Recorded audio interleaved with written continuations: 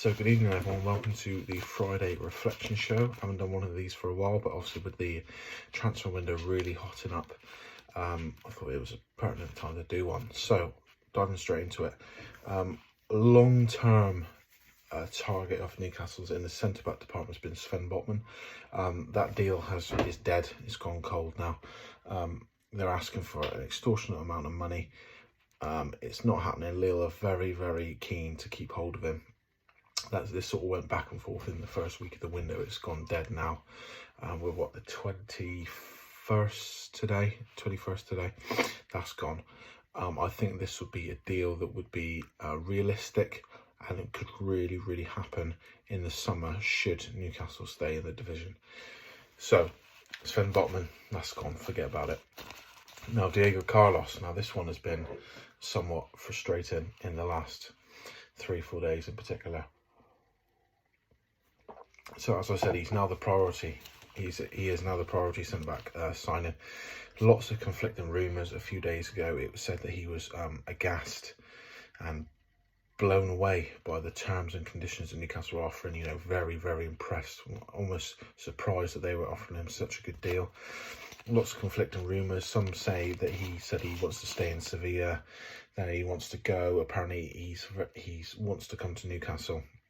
Fabrizio Romano, who is a lot of Newcastle fans are hanging on his every word, his every tweet, I should say, has said that he is very keen to come to Newcastle. The problem is not only the valuation, which I think Newcastle are slowly creeping up to what a Sevilla value him at, it's the timing. Now, he put in a formal transfer request a few days ago, then went on to play in the 1-1 draw against Valencia for Sevilla. Now, nothing is going to be done until after, I think, until they play Celta Vigo tomorrow, because they have a couple of their centre-backs are injured. I think one's out with COVID. The guy that, is it Bunde or something like that? Chelsea were after him in the summer. He's out with COVID, I believe, so they want to retain Diego Carlos for this crucial game. Obviously, they're second in La Liga, trying to chase down Real Madrid, with Barcelona miles off the pace. So Sevilla really want to get him through just this game and then go on. So nothing is going to happen till after the Celta game, which is frustrating because we could really do with him, and the next guy I'm going to talk about, we can really do with him in the squad and in the starting lineup for the Leeds game. Obviously, we play Leeds 3 o'clock tomorrow. Right, next. Now, this is a name that became very, very hot 2 days ago. It's still hot now. Things have stalled a little bit. Jesse Lingard. Now, Jesse Lingard is out of contract at Man United in the summer. Ollie got him to sign on, or remain at the club, I should say, with assurances that he would play games. He's not started a single Premier League game. The information we're getting is that Jesse Lingard has no intention of staying at Man United past the summer. Now, from Newcastle's point of view, we want to, from all the information, is we want to take him on a loan with perhaps an obligation or an option to buy in the summer. We're more than prepared to pay the £2 million loan fee. Now, Man United realise that he is going to be hot property come the summer, that their face seeing him walk out the club for nothing. They're not going to get a transfer fee, not going to get any sort of money from him in the summer. So they want him on a permanent deal.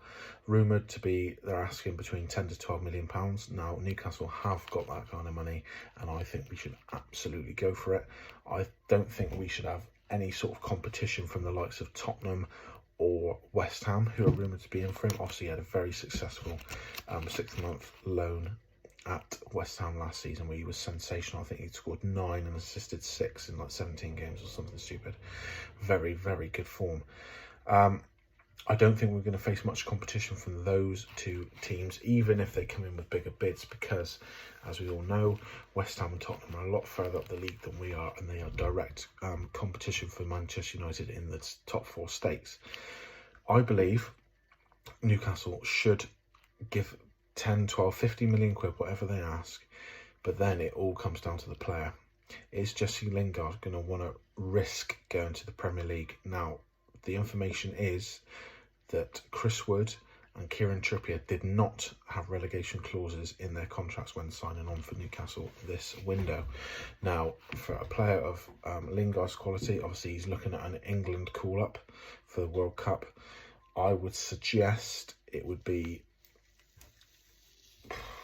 a savvy decision to put that clause in to get him over the line. Is he going to want to drop from Manchester United down to Newcastle in terms of the position in the league? Could he have an influence, and would he be loved and revered should he keep us in the league with a similar sort of form he showed at West Ham? Absolutely. Also, he's very good friends with Kieran Trippier, as it's been reported. He's very impressed that Newcastle managed to attract Trippier. Hopefully, Trips is on the blower to him, saying, look, we're looking to build here. I think just Lingard's 29. You know, he's got another 3-4 years at the top level in the Premier League, perhaps, maybe longer. So this is one we need to do. And I'm surprised that we've not got it done before the Leeds game tomorrow, because him in the number 10 role or out wider in the midfield would be a very big asset. Now, Attila Szalai, I don't know if I pronounced that right, is a left-footed centre-back from Fenerbahce. He's 23 years old, Hungarian player, plays for the Hungarian national team. Now, Hungarian boss or coach, manager for the national team was under the impression that he was going to Chelsea, I think either in the summer or earlier on in this window. Chelsea obviously have got centre-back problems of their own. There's an ongoing speculation about Rudiger. Azpilicueta, who I'm a big fan of, isn't getting any younger. Thiago Silva, again, fantastic performances this season. He's not getting any younger either. Chelsea have gone cold on this one. Now, I think Chelsea are the other team who are trying to get Diego Carlos. Rumours are it's a London team. It's not Arsenal. It's not West Ham. Doubt it's going to be Tottenham. So I think it's Chelsea. But anyway, his Fenerbahce contract is up in 2025 in the summer. So he's got three and a half years left on his deal. So he's not going to come particularly cheap. But rumours are 15 to 20 million euros would seal it. I've just read up on that tonight and heard it through a few different things. I don't know an awful lot about the guy. Now, another one that was sort of being banded around early last week, Hugo Ekitike, the French forward, young lad, prolific for the French under-20s. Looks a really, really good prospect.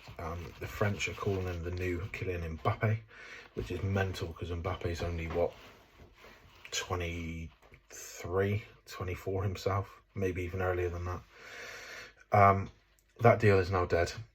Apparently, the Rem wanted 30 to 35 million euro for him, or 30 to 35 million pounds. Newcastle have offered that, but in their terms and conditions to try and entice him over was winning the Champions League in a certain framework time period. The player, I don't think it's the player, the player's agent or the club have said there was impossible conditions. We're not going to take it seriously. That again, very much like the Sven Bottman one. I think that is definitely shrouded.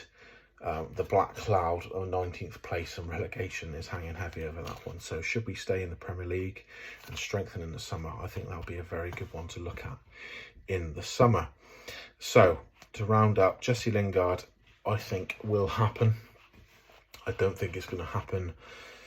This is the one deal that we're not going to get hamstrung about money. All the other deals, it's about the problem. Like I said on Facebook earlier, to some people were chirping off about why are the owners doing this, why aren't they doing that? We're up against so many things there. Firstly, everyone knows we're absolutely loaded, so they're going to bleed us dry and squeeze out every last euro, dollar or pound in the deals. Secondly, they know that we want players in right now, so they can afford to push a little bit more, push a little bit more, push a little bit more for some money. Thirdly, from the players' point of view, we're in 19th position. I know it's a project. I understand that it's a vision.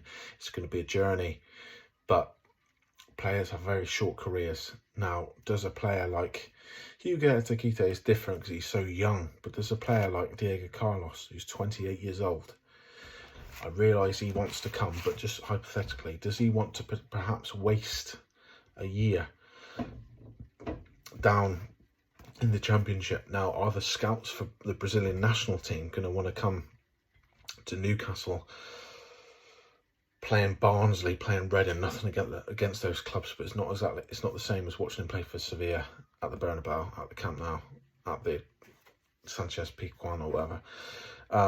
So for a player that age, 28, 29, are they going to want to waste a year? Same for Jesse Lingard.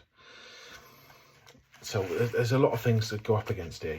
Clubs know that they've got us over a barrel. They know that, one, we've got the money, and two, we are desperate. So anyway, that's the transfer talk over.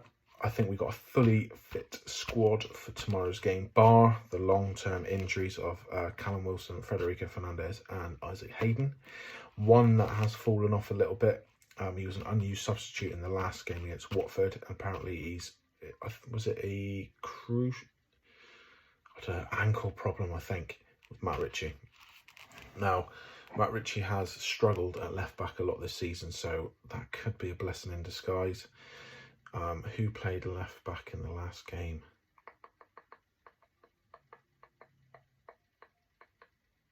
Jeez, my mind's gone blank. Paul Dummett. I would like to see Jamal Lewis back in the frame, and I would put Paul Dummett at centre-back, to be honest. Massive game. I think the last time we went to Ellen Road last season, we lost 5-2. We drew 1-1 with them at St James's Park. Arguably, we were the better team on that night. Again, a sloppy goal.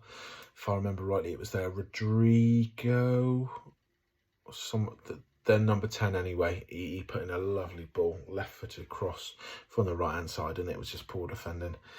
Who would I like to see start? Just to round off the video, I think obviously Dubravka is a dead cert. What formation are we going for? If we go 4-3-3, I mean, we can perhaps tweak that to 4-2-3-1. Trips gotta be right back. Left back, like I said, Jamal Lewis. I would go for Dummett on the left side to centre back, and I would go with Fabian Schär right side to centre back. 3-man midfield has got to be Shelvey, Longstaff and Joelinton, and then up top Wood, Fraser and Sir Maximan. Now you could have Joelinton playing that number 10 or Longstaff playing that number 10, and then make it Joelinton and Shelvey in the two wide men, Sir Maximan and Fraser hopefully interchanging, swapping over, then Longstaff in the 10, and then Chris Wood. Lessons learned: we need to get people in and around Chris Wood more.